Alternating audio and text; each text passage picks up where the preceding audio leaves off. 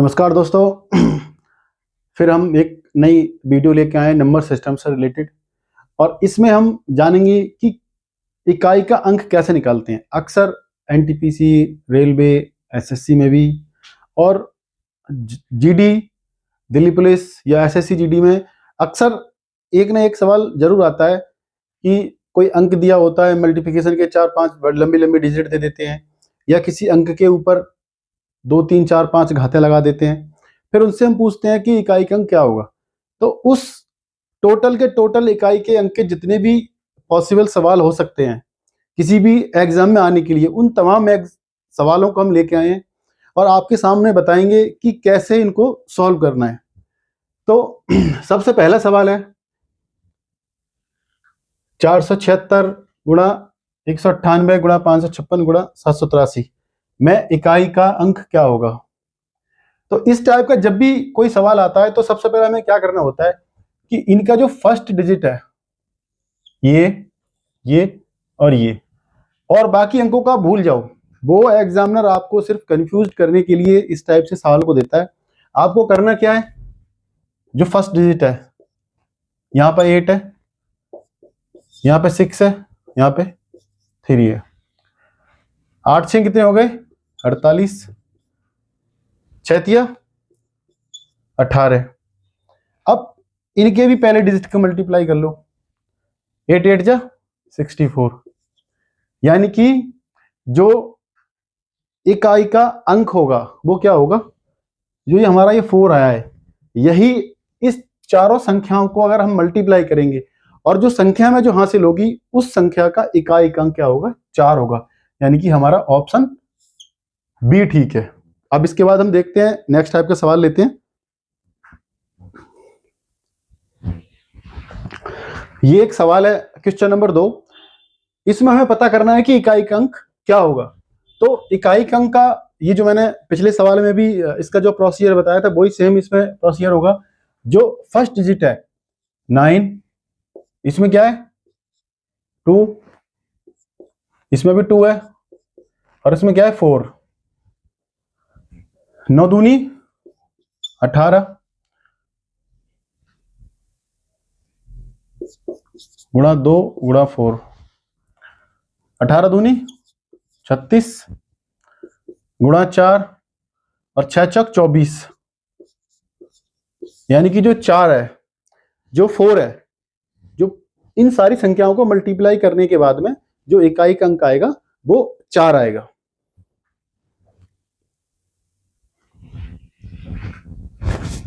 दोस्तों AAO 2015 में ये आया हुआ सवाल है।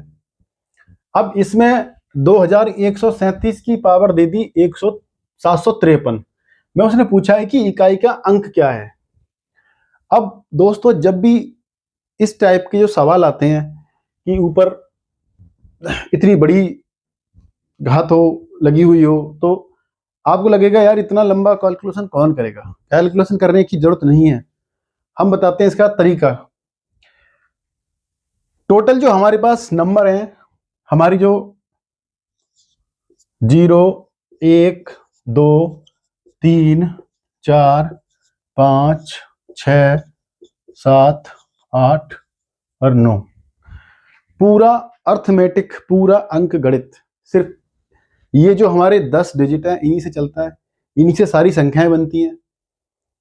अब इसके लिए जो सवाल आते हैं कि इकाई का अंक क्या है, जब कोई घात का मामला हो, तो उसमें इन संख्याओं को 3 पार्ट्स में डिवाइड किया है।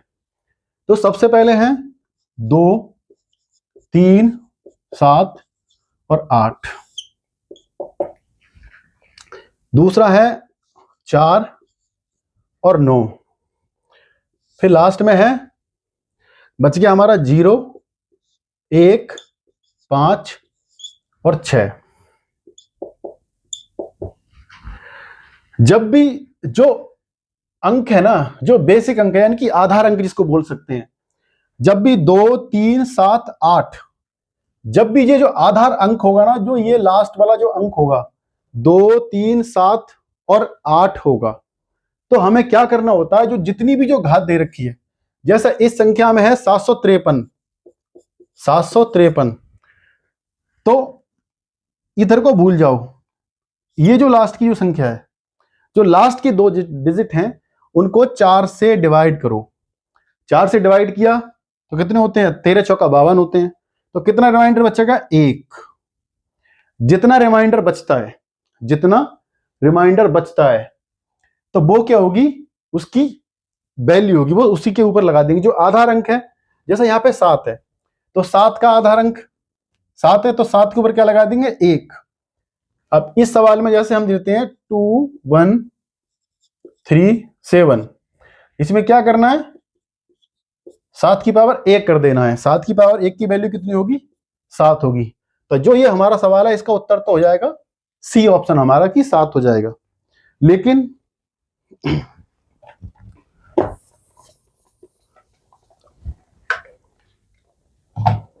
लेकिन जब भी कोई संख्या के ऊपर, किसी भी संख्या जिसका बेसिक अंक, जिसका आधार अंक 2 3 7 8 होगा, तो उसको जो भी घात होगी उसको 4 से डिवाइड करते हैं। 4 से डिवाइड करने के बाद में क्या करते हैं? सपोज करो जैसे 3 है, हमारा आधार अंक 3 था। अगर जो रिमाइंडर हमारा 1 बचेगा तो क्या होगा? उसका 3 आ जाएगा। और रिमाइंडर अगर 2 बचे तो हमारे को क्या होगा? 3 के ऊपर 2 घात लगा देंगे, कितना हो जाएगा? इकाई का अंक 9 हो जाएगा। इसी तरीका से अगर रिमाइंडर 3 बचता है तो कितना होता है? 3 का घन कितना होता है? 27। तो जो इकाई का अंक हो जाएगा वो 7 हो जाएगा। अब ये जो सर्कल है, अगर 3 की पावर 4 होता तो क्या होता? 81, यानी कि तो इकाई का अंक कितना आएगा? 1 आएगा। इस टाइप से हमें देखना है।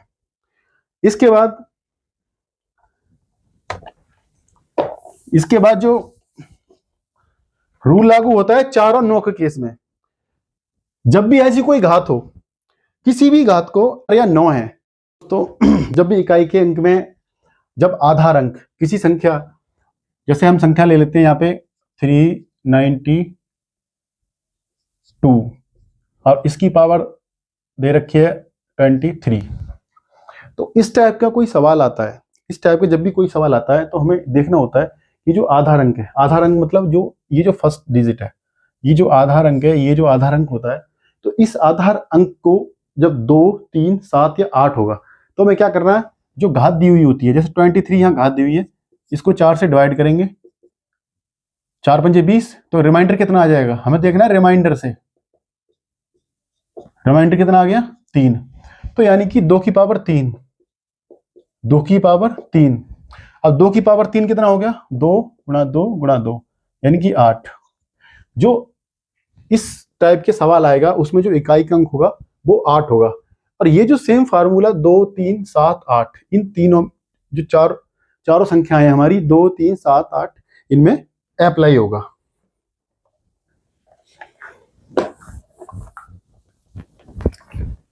लेकिन जब हमारी संख्या, जैसे आधार अंक संख्या ले लेते हैं, मान लो 394 की पावर 29। अब इस कंडीशन में क्या होगा? जब इस टाइप की कोई कंडीशन आती है कि 4 और 9 लास्ट में, तो हमें क्या करना होता है कि जब भी अगर जो घात है, सम संख्या है, तो वह हमेशा 4 की वैल्यू क्या होगी? इकाई का क्या अंक आएगा? 6।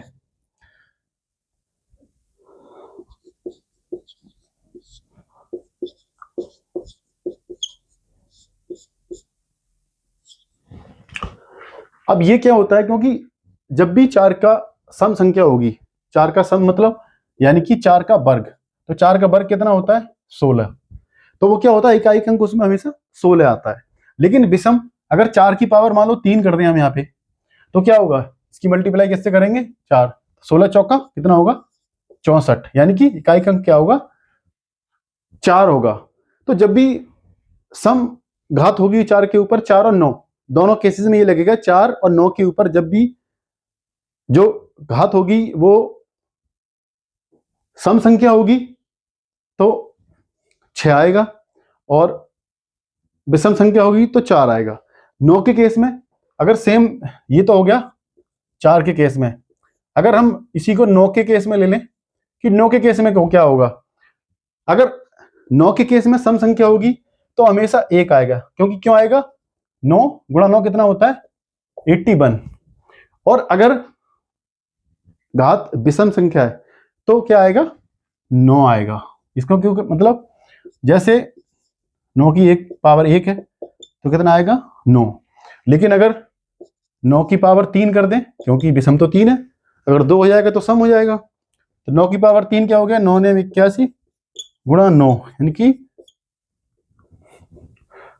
729, यानी कि ये आ गया। तो इन दोनों के लिए ये फॉर्मूला अप्लाई होता है।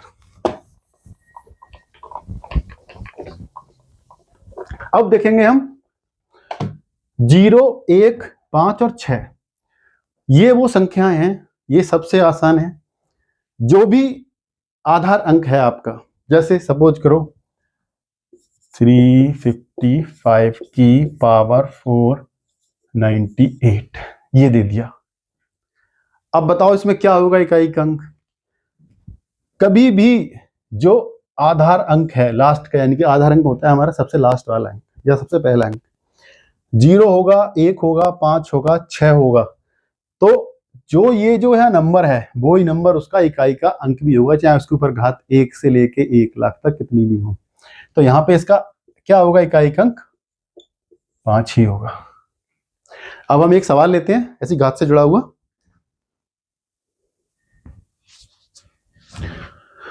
दोस्तों बैंक पीओ 2012 में आया हुआ सवाल है। सवाल वही है, पूछा गया है कि 2 संख्याएं दे रखी हैं, उनके ऊपर घात है और पूछा है कि इकाई का अंक क्या होगा। अब ये देखिए 7 है और 1 है। अब इसको हम नीचे उतार लेते हैं, 5, 6 2 7 की पावर 153 मल्टीप्लाई 6 71 की पावर 72।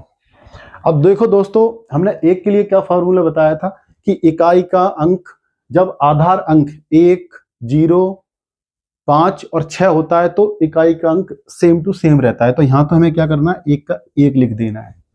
अब यहाँ पे है 7, 7 के लिए हमने बताया था फॉर्मूला लगेगा कि उसको जो लास्ट की 2 डिजिट हैं इनको हम करेंगे 4 से भाग। 4 से भाग करी कितना आएगा, 13 चौका 52 होते हैं सीधे, तो 7 की पावर क्या बचेगी, 1, 7 की पावर 1। अब 7 की वैल्यू हो गई 7 की गुणा 1 से हो गई, कितना हो गया 7।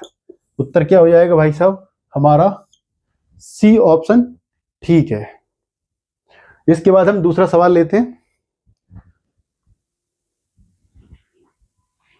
दोस्तों आरआरबी एनटीपीसी 2016 में आया हुआ सवाल है, बहुत अच्छा सवाल है। करना क्या है, 7 के लिए हमें वही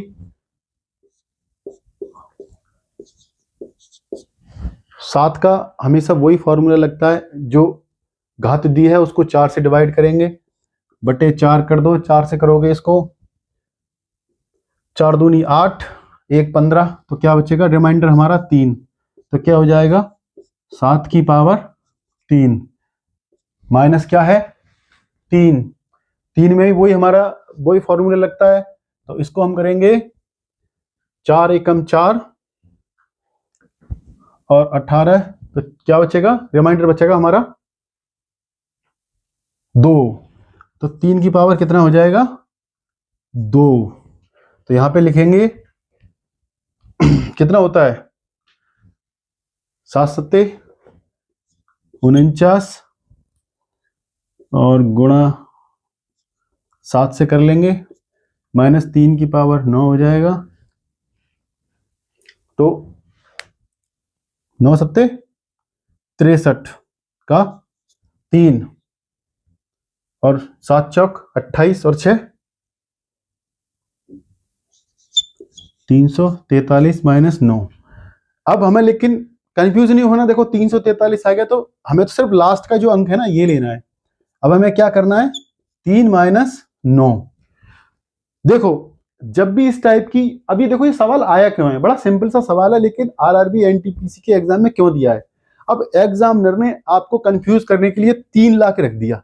तो ऐसी कंडीशन जब भी आती है तो हमें क्या करना होता है, जो इसको हम 13 कर लेते हैं। अब 13 में से 9 गए तो कितने हो गए, कितने हो गए बताओ, 4। और 4 हमारा कौन सा ऑप्शन है, ऑप्शन बी ठीक है। तो जो भी सवाल एग्जाम में आता है उसमें कुछ ना कुछ लॉजिक होता है। एग्जामिनर आपका टाइम वेस्ट कराता है, आपको थोड़ा कंफ्यूज करता है, तो इस चीज का ध्यान रखना है कि हमें कंफ्यूज नहीं होना है, जो चीजें हम बता रहे हैं उसको समझना है, और एग्जाम में कंटिन्यू इस चीज की प्रैक्टिस करते रहोगे तो 10 सेकेंड या 15 सेकेंड के अंदर आप इस सवाल को बना सकते हो।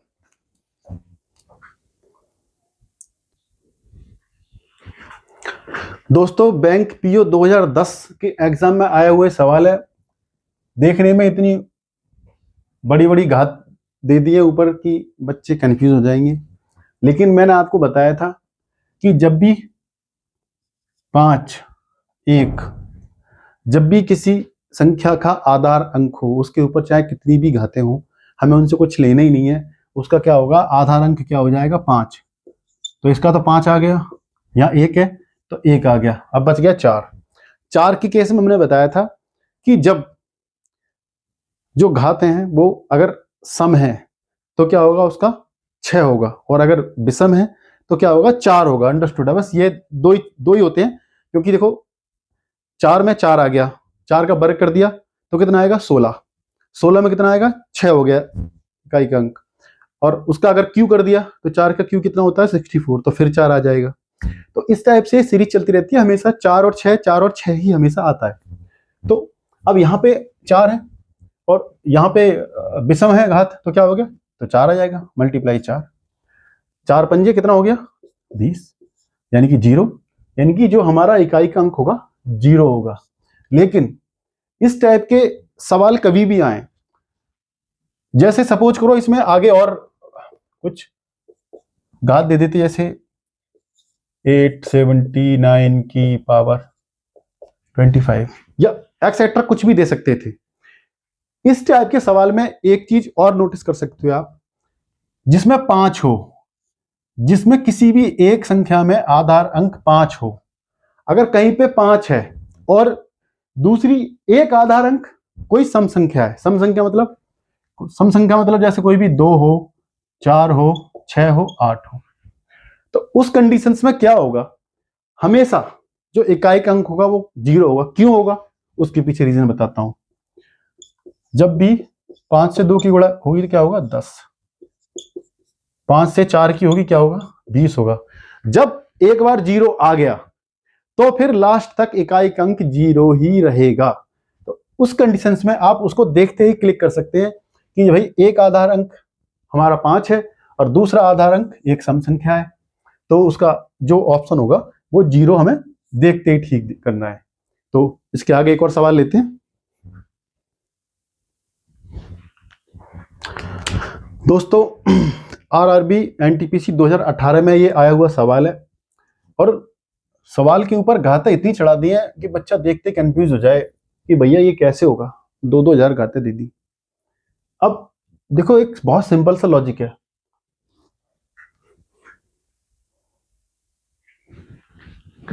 एक्चुअली यहाँ पे ये 7 है, 17 होगा तब भी कोई फर्क नहीं पड़ता। अब इस सवाल के अंदर लॉजिक तो ये है कि देखो ये और ये दोनों सेम है, ये प्लस में है, ये माइनस में है, इनको आप ऐसे भी खत्म कर सकते हो, और फिर बचा 1, और 1 का जो 1, 0, 1, 5 और 6, जब भी किसी संख्या का आधार अंक होंगे तो जो उसका इकाई का अंक क्या होगा, वही होगा जो उसका आधार अंक होगा। तो आधार अंक यहाँ क्या है, 1, तो इसका ऑप्शन ए होगा। लेकिन अगर हम इसको सॉल्व भी करें कि नहीं, हमें सॉल्व भी करना है पूरा सवाल को, तो क्या उस कंडीशन में हम क्या करेंगे, 99 है, 99 में 98, तो 4 की राउंड फिगर हो गए, तो 1 शेष बचा, कितने आ गए, 7, 7 की पावर 1 प्लस 1 का तो 1 ही बचना है, कुछ होना ही नहीं है, पता ही है आपको, इधर -7, 7 की पावर 9, तो वही 7 की पावर 1, ये हो गए 7 प्लस 1 -7, 7 से 7 क्या आया, 1, यानी कि जो इकाई का अंक होगा वो 1 होगा। तो मैंने आपको दोनों तरीके बता दिए हैं। एक तो आप देखते उड़ा सकते हो, विद इन 2 या 3 सेकेंड्स आप इस सवाल को सॉल्व कर सकते हो। बाकी मैंने आपको ये सॉल्व करके बता दिया है कि इस टाइप से भी अगर आप कोई दूसरा अंक दे रखा हो तो उसको भी आप सॉल्व कर सकते हैं। इसके बाद एक और सवाल देखते हैं दोस्तों। इस टाइप का भी सवाल अक्सर एग्जाम में देखने को मिलता है। अब इसमें आधार अंक क्या है, हमें मानना है आधार अंक 4 है। 4 की पावर कितनी है, 102 है। प्लस यहाँ पे भी 4, आधार अंक 4 है, पावर कितनी है, 103। अब मैंने आपको बताया था कि जब भी इस केस में जब सब सम संख्या होती है, जब भी हमारी घात सम संख्या होती है तो उसकी क्या आएगा, हमेशा 6 आएगा। 4 का जो आधार अंक 4 है तो इकाई का अंक हमेशा क्या आएगा, 6 आएगा। और जब ये विषम, जब भी 4 आधार अंक होगा और घात विषम होगी तो क्या आएगा, 4 ही आएगा। 6 और 4 कितना हो गया, 10। यानी कि ये जो 0 है यानी कि इकाई का अंक जो होगा वो हमारा क्या होगा, सिर्फ 0 होगा। तो यानी कि हमारा ऑप्शन डी ठीक है। तो दोस्तों हमने जो इकाई के अंक को पूछा जाता है, कभी बहुत लंबी लंबी कैलकुलेशन दिए होते हैं, कई अंक दिए होते हैं, या फिर किसी अंक के ऊपर घात दी हुई होती है, तो उनसे रिलेटेड हमने यहाँ 8 से 9 सवाल पूरे पुटअप किए हैं और हर एक को डिटेल में आपको समझाया है। अब हमें, अगर आपको कुछ चीज़ें समझ में आई हैं तो कमेंट बॉक्स में कमेंट करें, और अगर आपको ये वीडियो पसंद आ रही है तो लाइक एंड सब्सक्राइब।